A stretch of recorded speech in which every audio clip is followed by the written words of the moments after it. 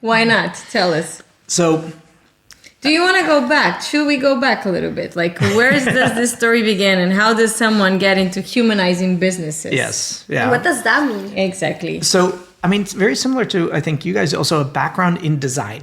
And when I joined SAP 21 years ago, it was first as a designer and then as part of a research and innovation team. And they realized very quickly I'm a pretty bad designer. So what do you do with bad designers? You make them a manager, right? Okay. So as we were growing this research and innovation project, I became a manager of designers.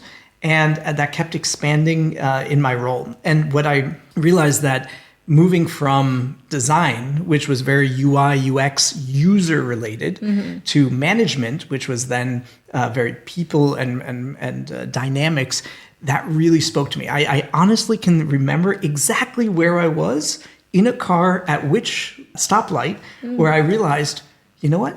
Today, I really helped somebody, not just a project. That's so nice. And that's where it clicked. That's where, for me, the whole movement started. And this was over 20 years ago.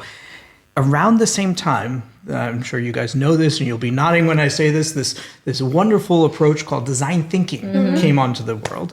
And it was obviously made very popular from IDEO in California, but it really got kind of on the world stage because a rich guy called Hasso Plattner put millions into bringing it into creating D schools, the HPI D school, also starting in Stanford and then going around the world, and bringing it into corporate worlds. This guy got his money because he was one of the founders of SAP.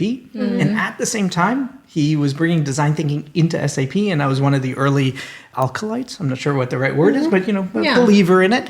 And really starting to practice this within the context of complex corporate environments.